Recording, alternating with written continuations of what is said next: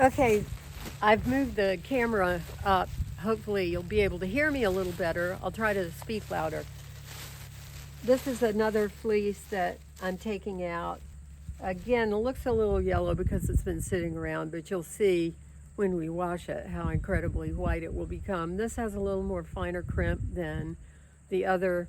The Valleys black nose that you're dealing with is going to have similar long guard hairs, quote unquote, meaning the outer wool that grows long and provides more of a protection for the inner down.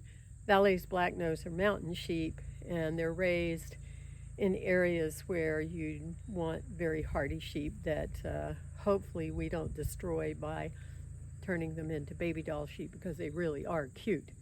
Um, I will try and get some pictures of our sheep, but uh, so this is a little finer micron, but again, we're still talking well into that strong end. The count would be, in the, geez, I can't even remember those count numbers because I always go in microns.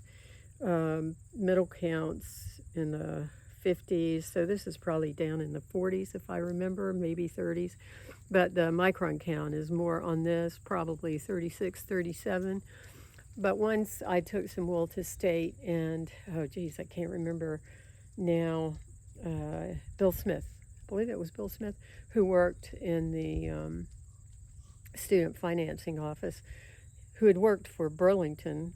He was involved with scholarships, and he told me, having worked with Burlington and knowing wool very well, that he was amazed for as strong, meaning again high micron count, a fleece, the Coopworth fleeces appear to be, look, they were incredibly soft. Some of that is genetics from selection for softness, and one of the things I always worked on was softness, evenness of crimp.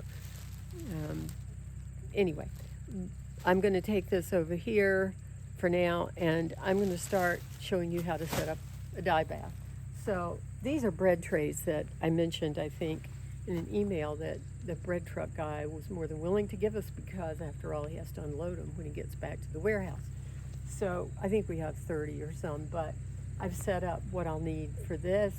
And this was an old rescued wash tub that my husband got from the factory, copper plant manufacturer where he worked, copper pipe.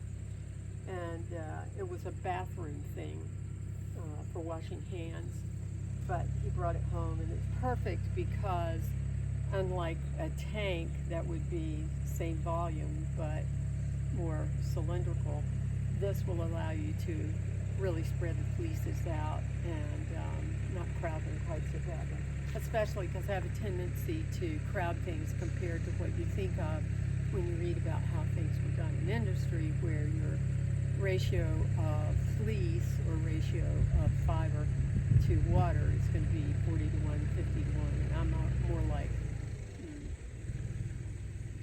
let's see, 5 to 1 maybe, because I'm trying to get a lot done in a small area, a small amount of time. Okay, so this is Orvis paste. This is what I was telling you is simply, I'll read it. It's basically sodium lauryl sulfate, lauryl alcohol, sodium sulfate, and biodegradable surfactants in water. It used to be that they put glauber salt, magnesium, in it, but now they're using synthetic surfactants. Same difference. About a cup. I just stick my hand in. When it's cool, the soap is still solid. It warms up pretty quickly, but you probably need, these fleeces are pretty clean. They're not going to take a lot.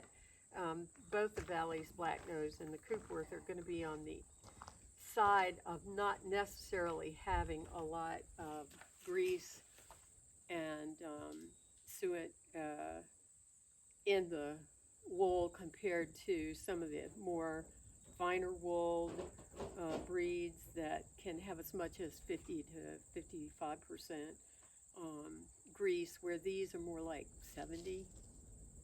in our case, sometimes we get back 80%, 85% of the wool when it's washed. So dry weight of a fleece versus washed and dry weight.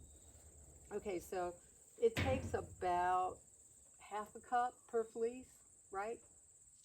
Yeah, maybe half a cup per fleece. Oh, you told me? Yes, Yeah. at the most. My husband's here, so, you know, I do think, I used to measure everything, just like I would have in North Carolina State Textile Chemistry Lab, down to the grams.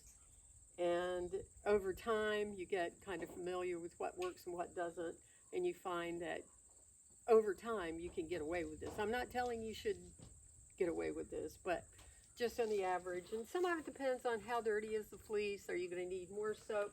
The soap doesn't really do anything more than kind of help to open the fiber up and allow the grease to move away out of the fiber faster. It's not really quote unquote doing anything but helping to dissolve that grease, as is the warm water. This is I've got two hoses. One is a cold hose and one is a hot water heater hose.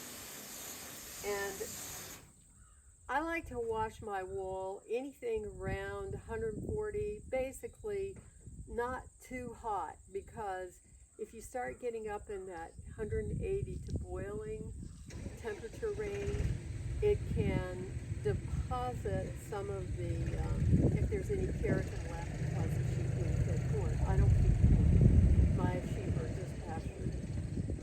But if you're feeding and you are giving them, especially corn, anything that might have keratin in it, it would discolor the wool, and this would even further, the hot heat would actually stain, not dye, but just stain the wool. So I just take and kind of mix the two until I get the soap, the actual Orvis paste, in solution. And I don't mix it too hot.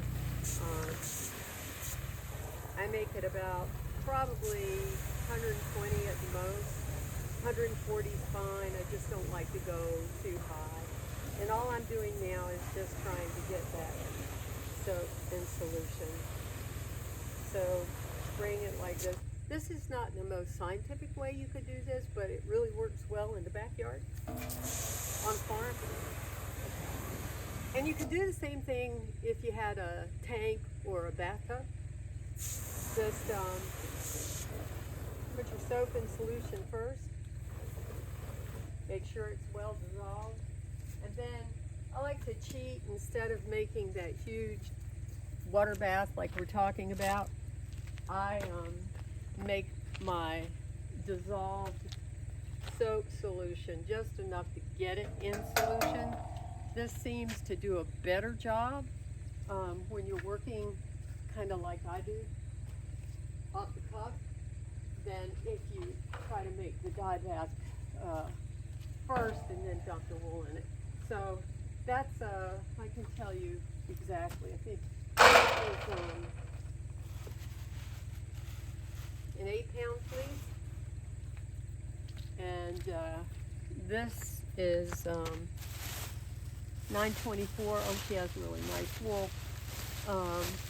That was pretty heavy. I don't see a pound on it, but it's at least 8. Could be 9. Yep, a little over 9 pounds. So that gives you an idea. And I just got it dirty by setting it on the ground.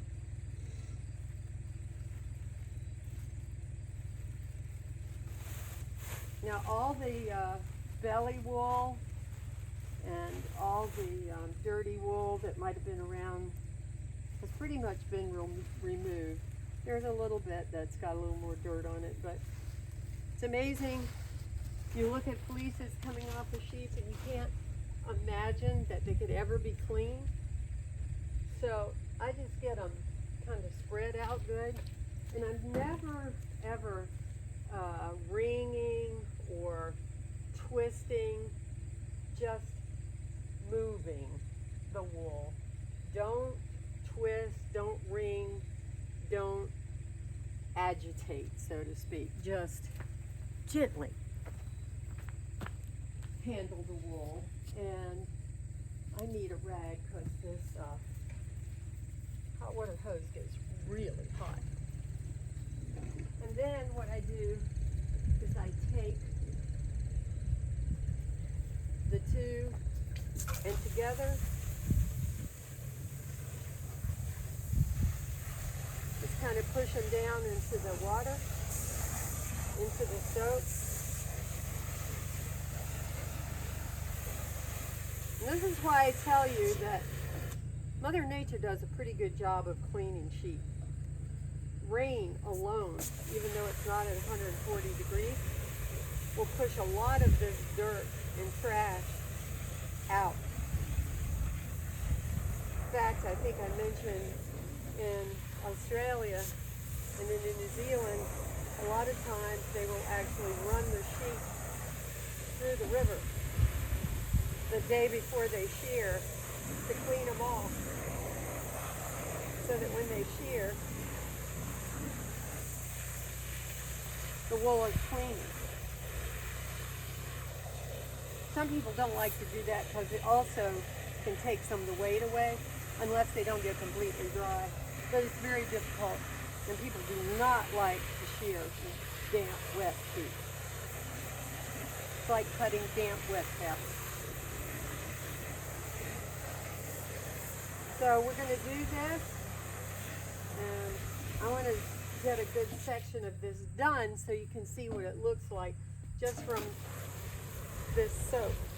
And depending on what I'm doing, I might do this, then I'll pull the wool out, lay it on the tray, let it drip, let some of the water drip out in the soap.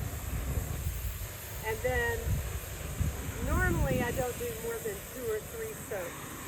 And the only one that I really do a 3 soap in soapy water is if I'm going to use that wool for white specifically and not for dyeing. In this case, I'm doing this to wash it clean enough to make a dog bed. So it doesn't have to be pristine, just has to be clean.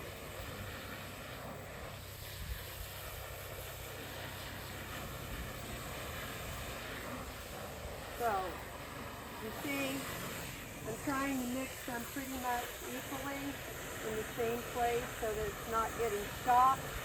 And I think you'll know what that means. In other words, it's not going from really hot to cold.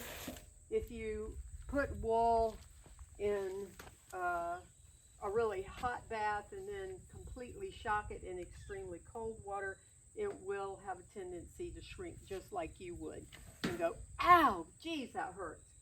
And if it does that, then sometimes it will actually felt or it'll draw up.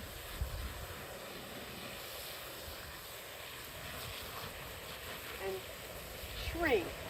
Not that you couldn't possibly get it back, but you don't necessarily want that happening.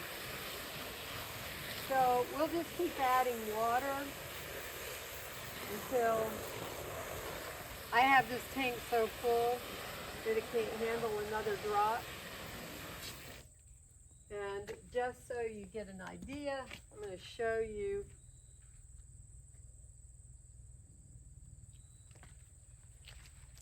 how clean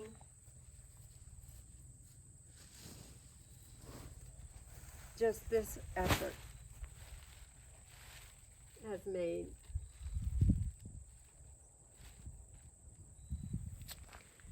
Can you see the difference? That's not even rinsed, that's just put in a hot water soapy soak. Okay, I'm going to cut this off now, finish this off, and then I'll come back later. And sorry I don't have anybody to help, but my husband's off doing farm projects that have to be done, so I have to do this by myself.